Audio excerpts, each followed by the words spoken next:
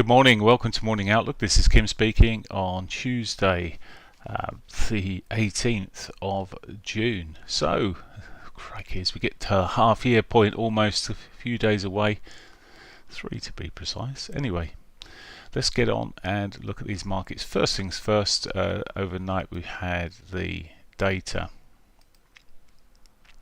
from the Reserve Bank of Australia. I just read that. The details looks like they're actually talking about the increase, a potential increase, but it decided not to. Now this apparently lines up with what was said previously, and it was in the minutes, and it's been said again since. So as the notes quite rightly point out, it's probably priced in that there's potential, but for sure it's hanging in there. Now the Reserve Bank of Australia were the ones that only raised rates to this level, whereas the others were in the fives. Many of the others were in the fives, obviously not some, but anyway. So that's where we sit. Today we've got core retail sales outlet in the US, which is a key figure to watch out for at 1:30. With the data that comes in amongst that, the detail amongst that data can create volatility in the market for sure. So that's to watch out for later. Now let's look at these markets. The euro managed a bit of a bounce in the end yesterday, a bit of an upward move. Now it's sitting bang into its overnight here. It ran into its weekly pivot and put in a nice little sort of pivot swing there. Now it's early hours, whatever else at the moment, but I'm watching this quite carefully. If it does come back down, I'd be looking on the short side of this. If it breaks the top of the pivot, then the bets are off for me on the shorts for now. Now it's a bit of, well, you look at one chart and it's looking bearish, and you look at this chart and it's looking smidgen on the more bullish side of things. For now it's got the pivot swing to the upside here on the hourlies. It's even managed to put, I mean, I was waiting for it yesterday to see if it broke down in the morning there, never did. It just really consolidated, moving up really slowly. By doing so, it's put a higher low in there. A break of the this near-term high here would give us a higher low again, and probably structurally change on this time frame at least, not necessarily changing on the lower time frame. Well, break of the pivot, possibly then got the higher low in. So it's unless it reverses this morning, for me, I should probably be leaving it be. You could get in on the aggressive long side, I guess. Right, the pound. Well, the pound yesterday, as mentioned, it found support into that monthly pivot. It's held into that monthly pivot. There's also a quarterly pivot around that level, which it's sort of sitting on, as opposed to, well, sitting over rather than on. Broken through, closed below it even a tad. Another one, if it starts, it hasn't managed to even get up to its weekly pivot at the moment, but perhaps it's got the scope to do so. Again, it's sitting there on its daily pivot. Perhaps if you were looking at the long side, this could be the long towards and with the target of the weekly pivot. This morning we see how things shape up a little bit here. It's worth waiting though. Quite often we see quite a move. Now excuse me a minute, apparently there's no sound. Well, it's sound here, so you guys all got sound. Just checking. Yeah, sound on there, that's okay. I'll just have to press on. It's showing that there's sound. Okay, let me just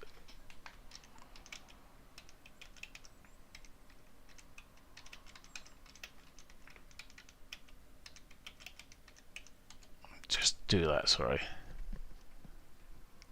Alright, okay. So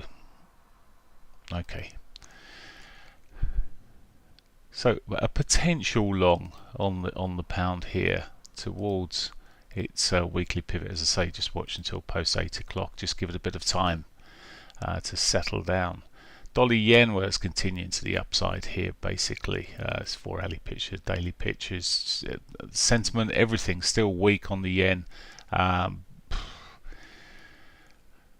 keep on saying that I really don't feel, I don't like buying the dollar into these levels, but it's the way it's going. It's certainly setting up and moving, but anyway, for now it's got the a bit of a swing going on there on the 4-hourlies. It's already shifting pretty decently on the hourlies here as well, but it's already gone really from the hourly picture. But certainly for the cross pairs, you might look at some cross pairs, and if you see anything, I mean, unfortunately euro yen's already gone this morning as well, but it is looking like I've still got my auto trader running on the euro yen, and it's chipping in some cash. So the Aussie dollar, so it's not really moved that much from that news. The potential of an increase, it's almost like, well, it's a little bit of a catch up. It has gone a little bit, so the other markets are moving up. This is pushed up that little bit stronger on the data, but again, potentially retracements might come into play to get a little bit long on it. I said yesterday that this is a ranging market as opposed to anything else. That's the trend, is it's going sideways and it's working in this range. Perhaps at some point more of a swing if it breaks above, maybe on the next bar if it starts breaking through. There's a reasonable amount to go from its pivot here up to its R1, so it's got some scope. US dollar CAD, well, the CAD, it's still struggling and it's still a mess on the dailies here. There's some intraday action going on, but it's really just too bitty at the moment. You look at it on the short-term time frame, and there's probably some day trading to be had at times, but you look at it yesterday and it was well, yeah, not during my time frame. New Zealand dollar, now this has lost its way a little bit. It's just a little bit slower here. It's hanging around the bottom. The Aussie's pushing up. It's not really keeping up with the Aussie at the moment.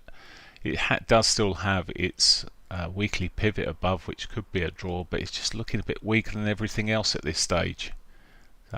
Money's still, big money's still running into it, still looking okay, but not really going anywhere. Dollar,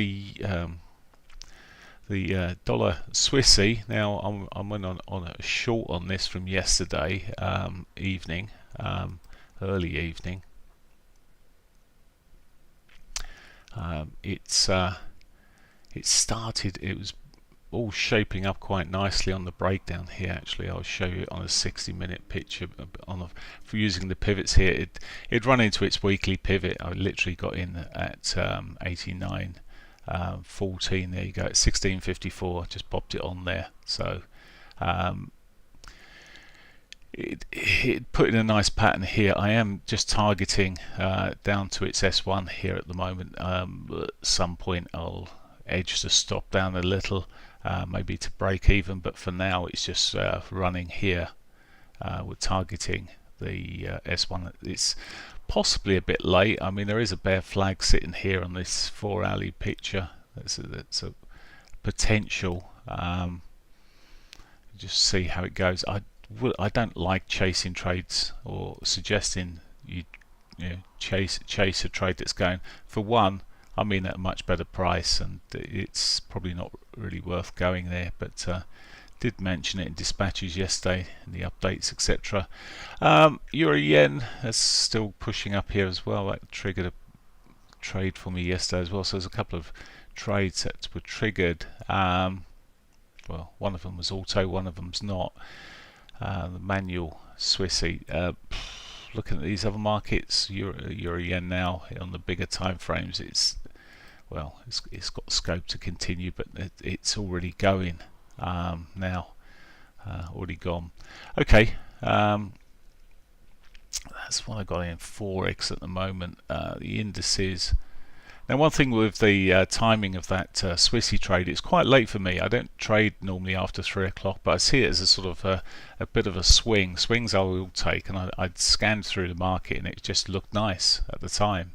The euro was potentially setting up, but that didn't set up until after 10 o'clock, and it took a while. And I'm looking at it from a 4-hourly point of view, so it's, as I say, it's still got scope to do something, but I am finding that some of my trading is happening in the sort of afternoon more so, and for swings, Monday swings are always nice if you can get something on a Monday, because you've got no weekend. Okay, anyway, where are we going? Gold. So gold really not doing a great deal yesterday. It didn't really recover. It's just consolidating where it is at the moment. Not really got much to do on that at this stage.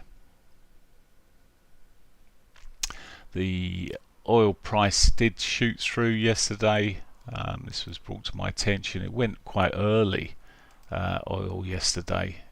Pitched out earlier, but 2 o'clock off it went. And carried on. It surprised me there. I have not been trading oil recently. I just found it sort of it was getting into such a mess, but it looks like we're starting to see some potential coming through from it again to get back into its moves rather than just being in horrendous daily chop. As a couple of days now, it says, or I say a couple of days, it's a few times now, it's starting to move back into tradable positions. So today what I'll be looking at here really is if it can get back to its daily pivot. I'll look for this afternoon for some sort of move. Beautiful flag sitting there. Some people will go in early. Personally, I don't like trading it until the afternoon there too, sort of the round about the 2 o'clock time. Sometimes if it's running off about 1ish, I'm quite happy, but it just seems to get the better movements later and through the mid-afternoon. Anyway, there's oil for now. The S&Ps, well, made a new high yesterday. What a shock! It's broken through its yearly R2 now. I mean, this is really going up. There's just nothing stopping it. It seems.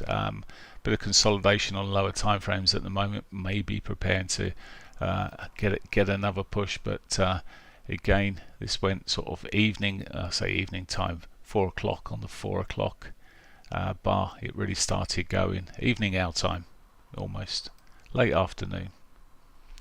Nasdaq again pushing up. These markets are just running up as they are. The one that's been slower, and it looks like it's maybe it's getting a swing in there at the moment a little bit more. It's not finished bar yet, of course. We'll see what happens at the end of the day, but even intraday now it's consolidating around the highs here quite nicely, so perhaps we could see further upside. The DAX already up this morning, but it has been selling off this month a little. Decent movement yesterday, so almost like a bullish harami, little buying client inside bar. We're just seeing a break towards the upside there, higher lows coming through there, so a couple of higher lows running through confirmed, looking a little bit more positive. Maybe we'll go chase the rest. And finally the FTSE. I don't have immediate trades on these, obviously. I say obviously, but at the moment the FTSE just stalled here, completely stalled. It's not going one way or the other, and it's probably to be expected in a sense with the elections and everything else going on. Right, I'm going to leave it there. I'm going to get on and we'll do a thorough analysis of the rest, cross pairs, etc. in the room in a short while on the majors. But as I said, the euro has some scope. Just see what it does if it does turn. For those that are sort of a bit more so I'll switch this back to a 4-hourly, get the right chart on there. If it was to roll back over either in this current 4-hour session or the next, it could be interesting. Break of the pivot maybe to the downside. It could be interesting on the short side, but for now Well, again, this is a potential longer side. The pound just looks that little bit better. Okay, I will leave it there. Wish you a great day's trading, and you can always use one of my rooms if you want to talk, ask questions later. Bye for now. Oh, and get further updates, of course.